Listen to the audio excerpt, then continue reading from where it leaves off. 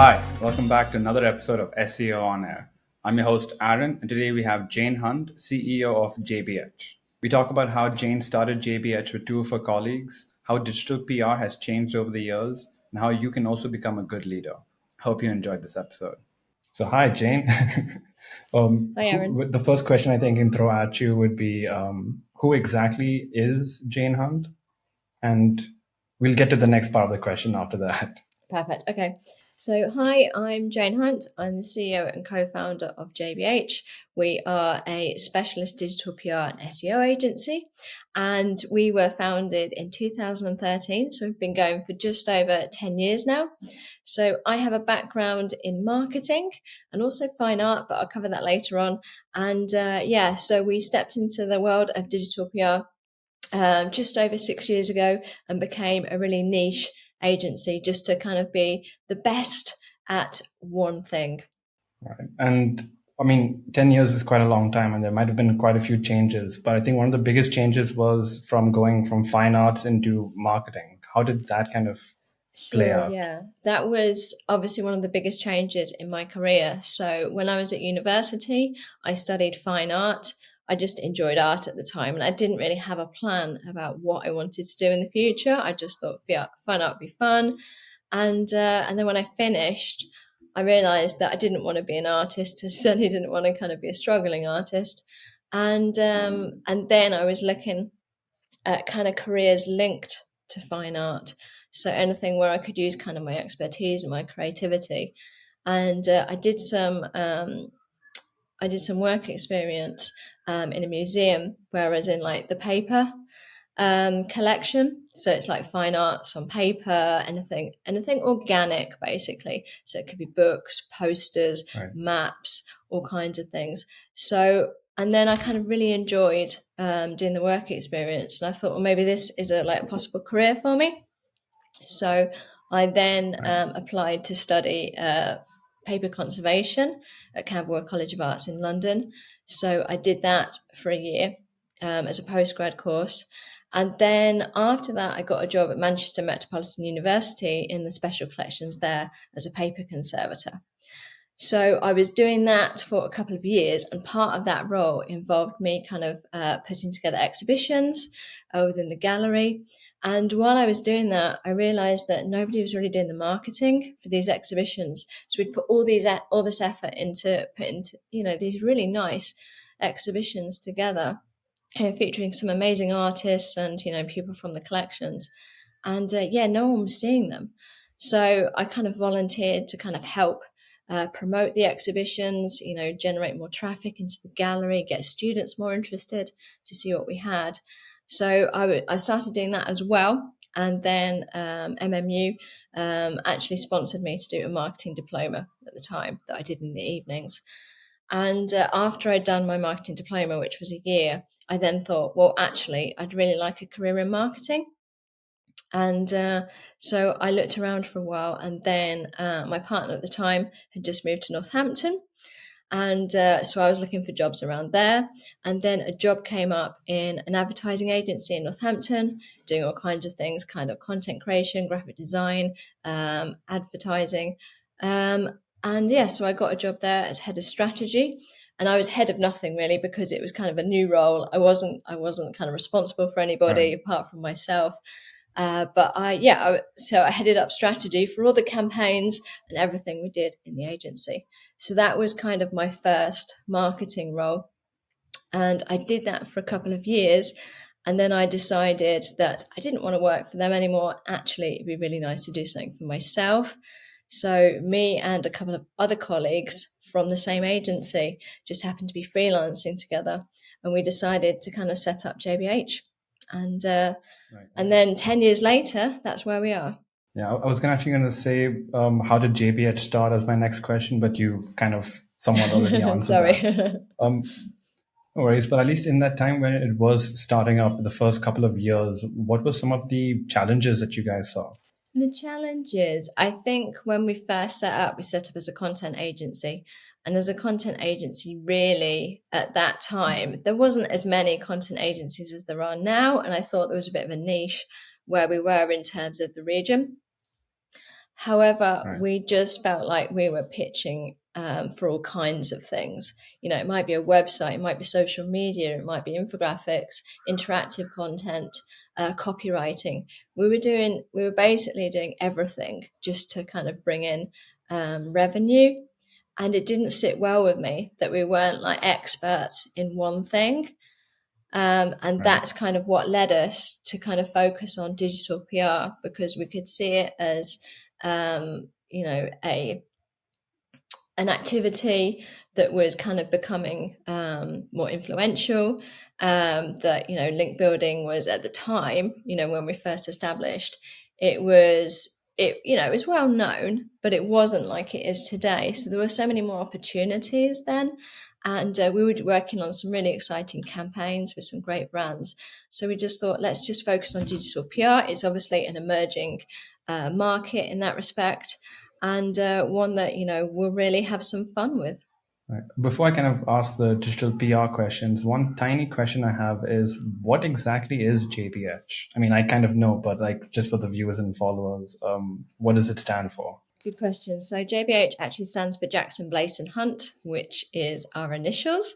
However, I do think we sound like a solicitor's, and that's always kind of been something that bothered me. But at the time we set up, we did look at having a much more creative name, but we couldn't agree on anything. So in the end, we just went with our initials.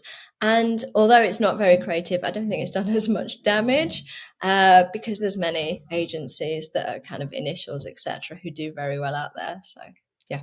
Right. And I feel like doing something more unique than, let's say, the SEO company or, digital PR company. It sounds like, at least with JBH, it's its own brand altogether and can still do whatever services you require. It just is more unique in its own way.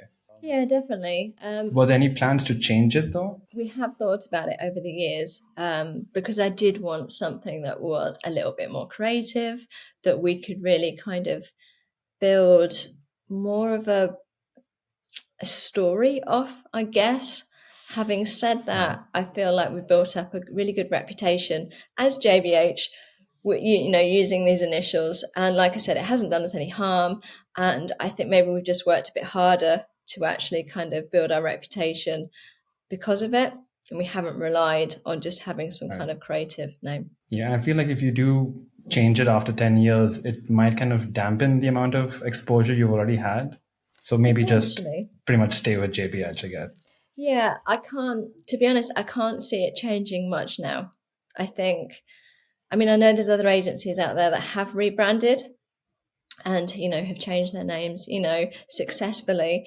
But when I think about them, I still think about what they were called before. So I think it takes a long time to get rid of that kind of prior history, and get people to understand kind of what your kind of how you're positioned now. Yeah, and again, in 10 years of time, you kind of set up shop enough and long enough to have people recognize your brand, your people.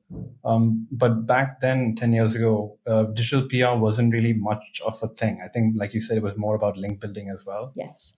So what are some of the biggest changes you've seen with respect to digital PR?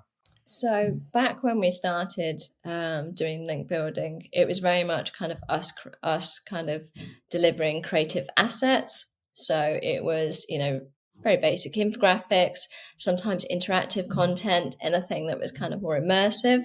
We created a lot of games, tools, all kinds of things, but it was never about the brand. Whereas digital PR, I feel like it's a much more kind of grown up version of link building, because we're not just building links, we're also trying to kind of position the brand.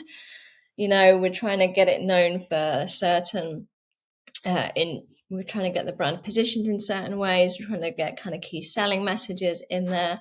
And we know how important it is that we're not just saying, here's a fun piece of content, but also that it's really relevant to the brand, that we're building brand awareness with the right, through the right kind of content assets, and that we're building that credibility and trust with people as well. And link building 10 years ago, and certainly a lot of link building now, is not about building trust at all.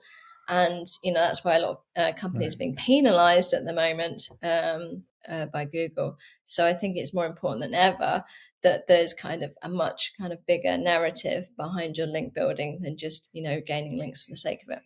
Right. And along with JBH as well, in the past 10 years, you kind of mentioned that it started out with content marketing and now kind of went into digital PR.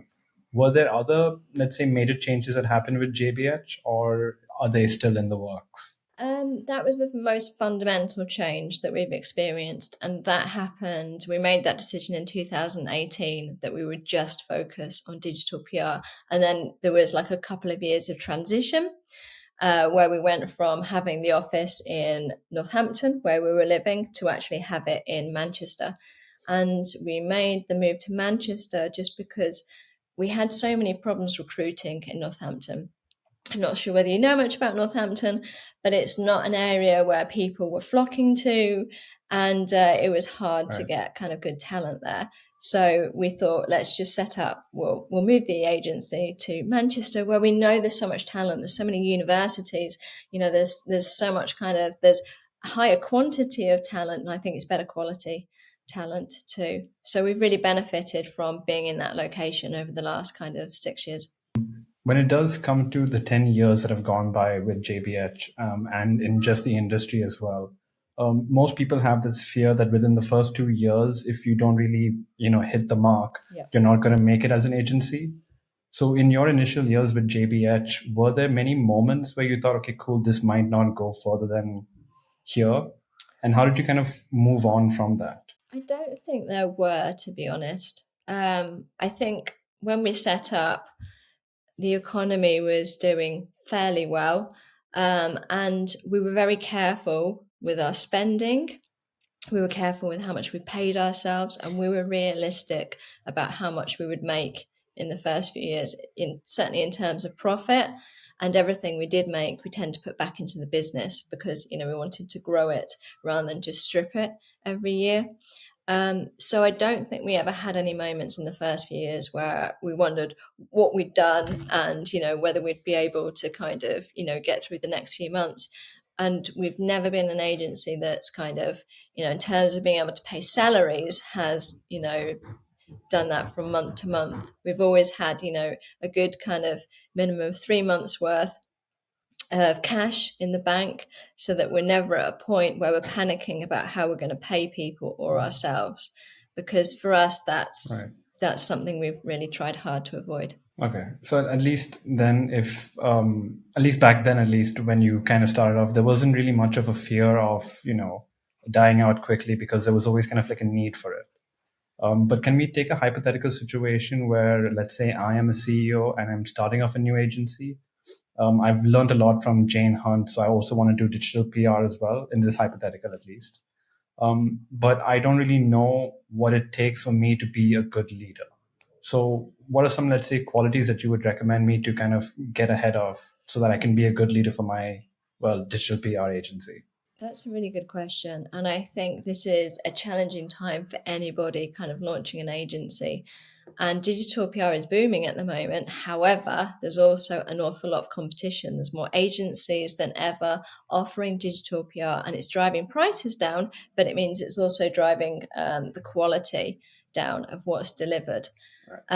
So in that respect, as an agency, you have to be more competitive, and you have to really own, your position in the market and have a clear USP, a clear point of difference for a brand to pick you versus another agency. And if everyone's offering something, the same thing or something very similar, it can be hard for brands to do that. So I think, from a leadership perspective, it's being very clear about where you are in the market, what you offer, the quality of that, being realistic about it, and also setting expectations about that, not only with brands you work with, but also with your team. So making sure your team knows what good looks like, and that it's achievable too, because you don't want to be selling digital PR activity that isn't achievable, because then you're going to have unhappy clients, and you're also going to have a team that feels like it's failed. And I think there's a lot of that going on at the moment. So I think it's really important that you're able to lead and to motivate your team, inspire them, when it is challenging, but also, be realistic with what you can actually offer, and that you're not really overselling just to get the business in, and then you're providing further problems for yourself and your team kind of down the line. Right. This might be the same question, but like worded a bit differently. What are some, let's say, very common mistakes that you would likely see me make when trying to start off an agency? I think pricing is one of them. I think some agencies are just pricing far too low to win the business, knowing that what they're selling, again, they can't deliver, or there's no profit in what they're selling. And, if there's no profit, then you haven't got, there's no longevity there in terms of your agency. Right. So, although profit can be a dirty word, I think it's really important that you build that profit in to your service delivery, and that you've really done your maths in terms of how much time it's going to take, etc., what success looks like, and just being really clear about those things. And then also making sure that you've got the best team you can afford. So when you set up an agency, obviously you're trying to make sure that you're spending as little as possible in order to kind of grow quicker and things. You might recruit more people with less experience, because you might think, well, I need a bigger team, etc. Or, I can only afford, somebody junior, or you might look at salaries, and you might kind of recruit for roles at a very low salary, and that's often a mistake. And that's one we've made a long time ago, and we now know it's much more important to focus on the quality of the candidate, even if you have to pay them slightly more than you were expecting. Because at the end of the day, this is a service delivery business where people are looking at performance. And so you need the best people that you can afford to be able to deliver that performance. Otherwise, you're just going to kind of lose clients immediately. All right. So let's kind of update this hypothetical. I've started my agency. We've got through the first year, maybe the second year as well. I've built up a team that I can trust, and I've put in the value in them as well, because I know that these people will deliver the results that my clients also expect. I've set up my profit margin as well, so we can continue the longevity and also kind of expand the business. But I'm having trouble getting my first million. So are there, let's say, some steps that I can follow to get me to that point? That is one of the hardest things. Or can I refer people to your YouTube channel? Yeah, no, I did. Right. And it took us a long time to reach our first million.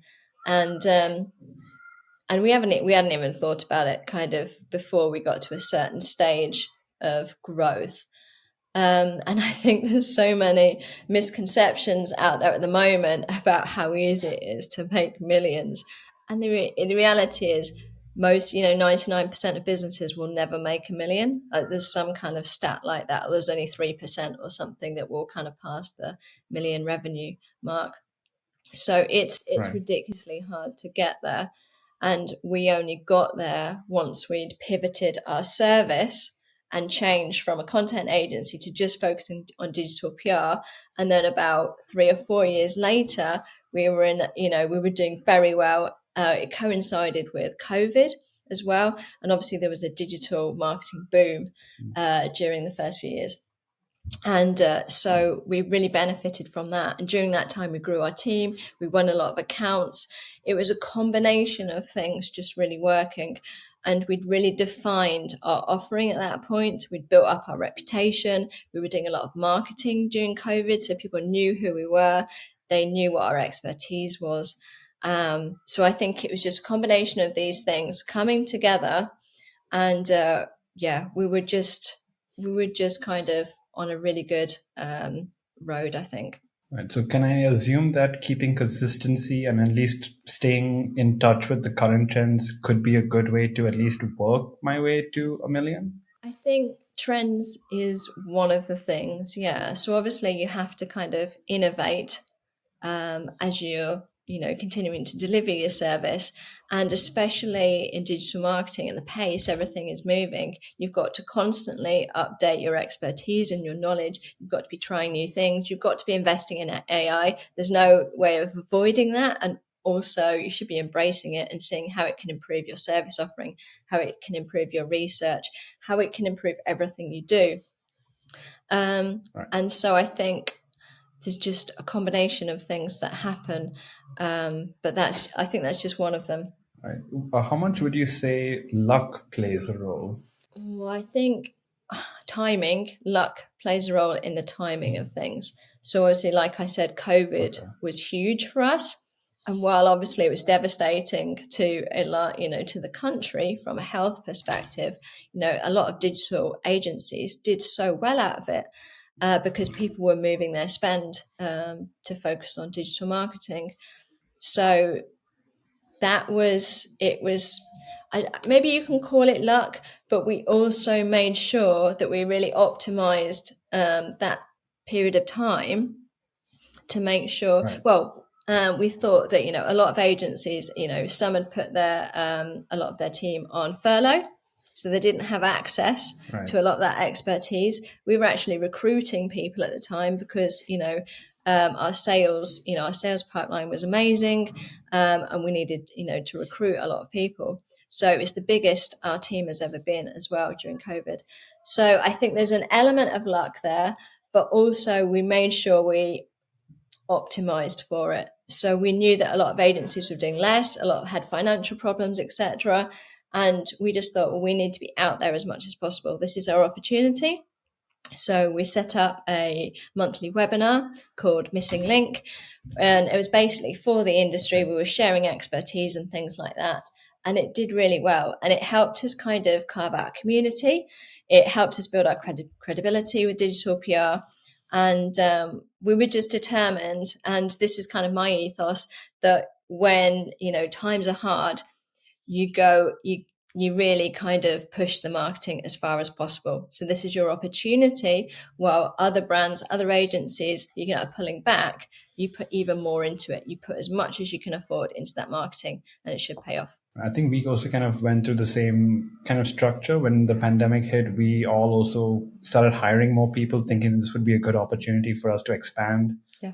And it worked out great for us. Like, I think we stuck with the work from home model because it was just easier to coordinate with everyone that way. Yeah. And it's working. Yeah. But if I, let's say, back to that hypothetical situation, if I kind of use that with my agency as well, and I'm now being as consistent as I can, taking up every opportunity as I can, and I'm working my way towards at least building a successful brand for 5 years. But the one issue that I'm now coming across is the amount of stress that I'm dealing with being at the top. So I think as an employee, there's a different version of stress, but we'll take the employer side of it. Yeah. If as an agency owner, what are some ways that I can deal with stress that won't affect the company or anyone else? I think I've learned the hard way how important it is that you prioritize your own health and mental well-being as an agency owner, because it can be just ridiculously stressful. And I think it's the same as running any business, really. But I think there's something about agencies that makes it even worse. And I think the sales process doesn't help because you're often pitching all the time. And when business doesn't come off, and then you can get into this mindset that you're failing and it's because of you or something you've done, or you've jinxed it by being involved, or ridiculous things enter your head. So that can be quite stressful. And then obviously when you've got kind of client issues, that's really difficult, where you've got clients complaining to you that they're not happy with your service. I find that very stressful because as a founder, I know that, they've invested their money into us, etc. And it feels really disappointing sometimes that we can't deliver on that. And sometimes it's not directly our fault. Sometimes it's other kind of situations going on that are out of our control. But equally you have team issues as well, and HR issues. So sometimes it's a combination of all these things happening at the same time, which makes it really hard to manage your own stress levels. So I've always found that kind of over the last few years, I've found that by putting my health first, at least I'm prioritizing my time for the positive to make sure my mindset's the best it can be to manage this stress, if that makes sense. No, it does. I feel like if you don't take care of yourself, it's hard to take care of others. Yeah. So I think you need to kind of make sure your cup isn't way too full before you kind of pour it to other people's cups. Definitely. Yeah. And so a couple of things that I'm very, I think are really important to me as a person is that I carve out time for exercise. And I'm not like an early morning riser, so I'm not going to be at the gym at 6 or 7 a.m. That's just not me. So I'll be going a little bit later on. And then my work day, a few days a week will start a bit later, but then I'll finish a bit later. But it's really important to me that I start the week, with a run or by going to the gym. So my head is in a really good kind of positive space. And that continues through the week as well.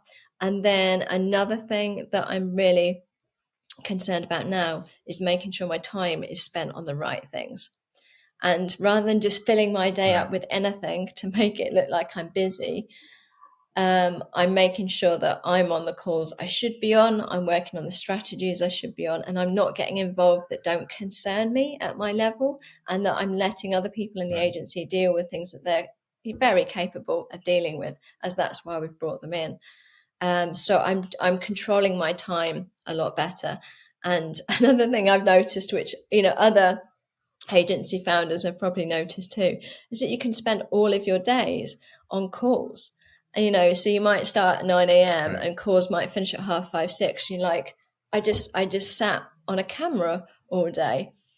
And I guess this is different because this is kind of, this is life working from home now. I might have been out a lot more in the past, like actively meeting people. But I don't think it's good for you to just that be your day. So I'm trying to make sure I have big chunks of my day where there are no calls, or I just have 1 or 2 days that are full of calls, and then the rest are quite clear.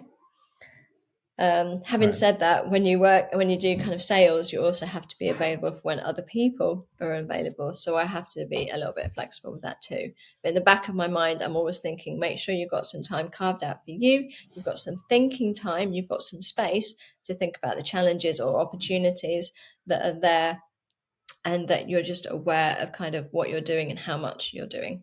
Yeah, I also feel like time management might be one of those skills a lot of people need to do, whether you're at the top level or somewhat near the middle. Yeah. But I think just managing your time more effectively and efficiently can both help in your just career and away from the stress factor of everything. One thing I kind of also realized was that when I just sat at home in front of a camera all day being the podcast host, I didn't really make enough time to either go out to meet people or work out or at least get some kind of sunshine on myself. Yeah. And after a week of doing that, I realized that my life was just not good. And then I did a check being like, am I going out? Am I exercising? Am I getting some sunlight? And then I realized, okay, cool, we need to do this.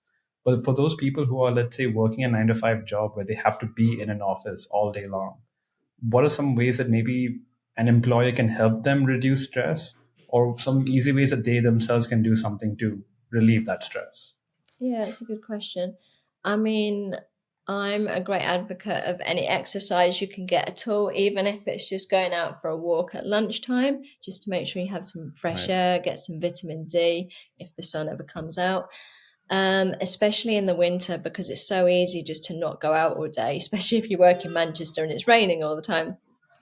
But it's really important to get some fresh air, to have a break from screens, or just to at points in the day, just to get up, go for a walk around the house, or at work, just to get away from the screen, stretch. Anything you can do to not be glued to a screen for hours on end, I think.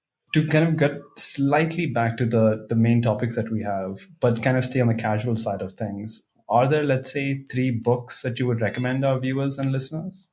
There are, yes. There's 3 books that just really stick out in my memory. I mean, I've read lots of kind of business books and kind of personal development books and things because I'm a reader. If someone gives me something and says, read this, I will.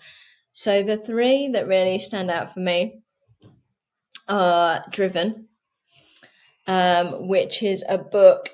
I'll probably ruin the synopsis of this, but basically it's about kind of your personality type, and whether your personality type means you're more driven than other people.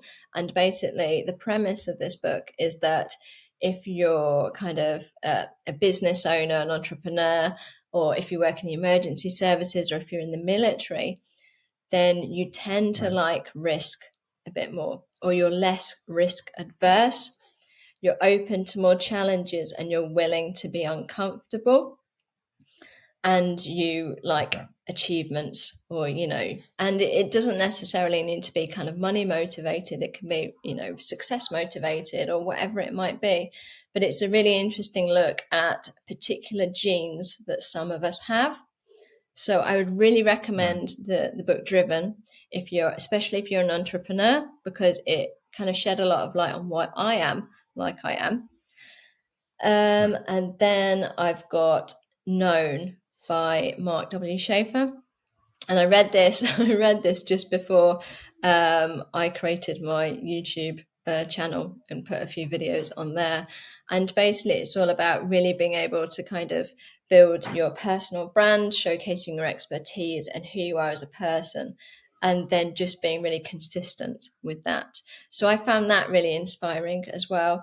And then the last one is Purple Cow by Seth Godin, which I always think about, in times when you need to kind of stand out, or you need to kind of be not original, because it's very hard these days, but find kind of a different kind of positioning for your brand. Right. I think those three might be some of the most unique books that we've had. We've had guests who've repeated books or mentioned books again and again, but I think these three are like a new set of three. So I'm glad you kind of mentioned All right. them. I'm glad that I'm sharing some new titles with people. So then likewise, do you have, let's say, 3 podcasts that you would recommend as well?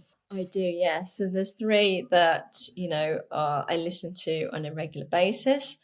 And the first is the High Performance podcast. I love this because I'm very much interested in kind of why people do the things they do, what motivates people, hearing people's kind of challenges, whether that's kind of mental, physical, work related, and how they overcome them, and how they get in the best mindset to achieve things. And then we've got Diary of a CEO, which I've listened to from the beginning, because when he first set it up, obviously he was setting it up as a founder of Social Chain. So I really resonated kind of with a lot of the stories in that. And now he just has some fabulous guests.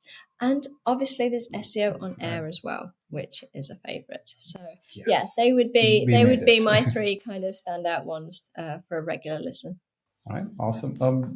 JPH has been through a lot, and I think you also are kind of like a speaker at multiple events. Do you maybe have plans to also host a podcast at some point? We have thought about it, and we thought about it at the beginning of this year. However, as an agency, we've got a lot going on in terms of kind of thought leadership. We already have kind of Missing Link Live, which is our quarterly event. And we were going to turn this into kind of a podcast. But we've also got the all-you-can-eat SEO digital PR newsletter going on. We've also got a lot of ebooks produced. There's a lot on our blog. And we've also got like a top secret project that we're launching later on this year as well, which has taken up a lot of our time. Right. So I feel like we can't quite handle something else. And I also kind of feel like we've missed the boat on the podcast. And, we should have done one a couple of years ago. I mean, I feel like a couple of years back, maybe that's when the podcast scene started growing more and more. But we started ours about a year ago. So I think there's always hope for everyone if you just put the first foot forward. Yeah, I think we just didn't have a good enough reason for why we would do one now, given we've got kind of all these other things going on. So, but you never know, there might be one in the future. Right. And if not, we'll be more than happy to have you for another episode. Oh, I appreciate that. Thank you. So to kind of get into, I do have 2 questions, but I'll try to sum it down to just the one question. And it was a topic that you have already spoken about before, which was performance versus pain in digital PR. I know I don't have a lot of time with you, but can we maybe sum that up into a couple of minutes? Sure, yeah. So a couple of years ago, I did a presentation at Brighton SEO where I talked about the KPIs within digital PR and how brands were making it very challenging for agencies to be able to hit KPIs a lot of the time. And I talked about some of the impact this had had on my own team. So us accepting kind of high KPIs, 3 or 4 years ago, and then the pressure of having to hit these KPIs not on an annual basis but often on a monthly basis. And we actually retired our biggest client because of this, because they were putting so much pressure on my team. My team were miserable and it was so hard to Right. watch. And when we retired this account, you could see how relieved the teams that worked on those accounts were. Literally, like the relief just kind of melted away. And it was really nice to be able to do that for them and not just have to make them continue to work in that account because it was revenue. So after that, we spent a year trying to make up for that revenue and then kind of grow on top of that because, it wasn't just one account, it was 3 accounts we had with that kind of one umbrella company. So it was a very big deal at the time, but also it kind of set some precedents about kind of what we take on and that we're more careful about what we agree to, and that there's kind of more, what's the best word for it? We're in a better position, our side, to be able to say, no, that's not okay. You've moved the goalposts. That's not in the contract kind of thing. So we're a lot more careful how we set accounts up in the first place. Was this something that you had experienced with JBH in the earlier years, and that's the reason why you had to kind of make this presentation, or was it something you saw in every agency happening? I think it wasn't just our agency this was happening in. I've seen it happen in every agency. But I think my own personal experience of working in an agency where it's a really negative environment, even if it's not, that wasn't meant to be the case, I think can just really impact your mental health over time. And especially when you have to work on these accounts day in, day out, and there's no reprieve from that. There's no space to do something else. And it can make you really depressed, and it can make you not want to go to work, maybe, even kind of leave the career and do something different. So it can have a huge impact kind of on yourself and your friends, family, people you're in a relationship with as well. So I think it was important for us as founders to really appreciate, maybe the suffering is the wrong word, but how stressed and depleted our team was as a result of these accounts. And that it was, I don't like the word use it. I don't like the word toxic because I think it's overused, but it was becoming, these accounts were becoming toxic to work on, not just because of the KPIs, but the way they were being treated by the client and things, how they was being spoken to. Yeah, it wasn't good. Right. It kind of goes back to what we talked about earlier about how if you take care of yourself, you'll be able to take care of others. And likewise, if you're able to take care of your team, you will be able to take care of the clients after that as well. 100%, yeah. And you can only get the best out of your team if they're feeling good, if they're feeling inspired and motivated and enjoy what they're doing. So yeah, it has a knock-on effect as well. So it's not what you want at all. All right. So for our last kind of little segment, we do a small, I would say plug, but I think we can better call it as an advertisement. So if you had 2 minutes to basically advertise yourself and JBH, this would be your time to shine. This is my moment. Okay. Yes. So, the past 50 minutes didn't matter. It's these 2 minutes only. It's like my elevator pitch. There's a lot of pressure. So, as you've heard, JBH is a specialist digital PR and SEO agency. So we are fundamentally a digital PR agency rather than an SEO agency, but we did add on SEO as an additional service kind of last year, which is doing very well. So why we're different to most SEO agencies and digital PR agencies out there is because we're very focused on performance, and we're very focused on tactical delivery and the strategy around our digital PR activity in order to actually build measurable impact for our clients. And this includes being able to, direct links to money pages, so internal kind of category product pages, anywhere where somebody could convert, and making sure we're looking at kind of commercial goals and how we're helping kind of reach those for the business. So we're not just concerned with building links. We do that really well, but also we want to maximize the impact of those links to make sure our clients are happy and they keep coming back, and we're helping kind of drive real growth for the brands we work with. All right, awesome. I think that was a great elevator pitch, if you asked me. Thank you. I think the pressure didn't seem to make you crack. So, I mean, kudos on that, I guess. It was a good practice. Appreciate that. Right. Thank you again also so much for this chat. I was serious, by the way. When we do our season 4, hopefully, maybe we can also get you on board again. We'll try talking about different topics altogether. Yeah. No, I would love to come back. It's been a good session and a little bit of therapy for me as well. Thank you so much, Jane, for that chat. I think I've learned a lot about JBH, and I hope our viewers and listeners also get to know more about you. We'll try adding as many links as we can to our transcript so people can get to know you more. But once again, thank you so much. Thank you for having me. It's been a great opportunity. Thanks for watching that episode. I hope you enjoyed. For more videos like this, make sure you like and subscribe.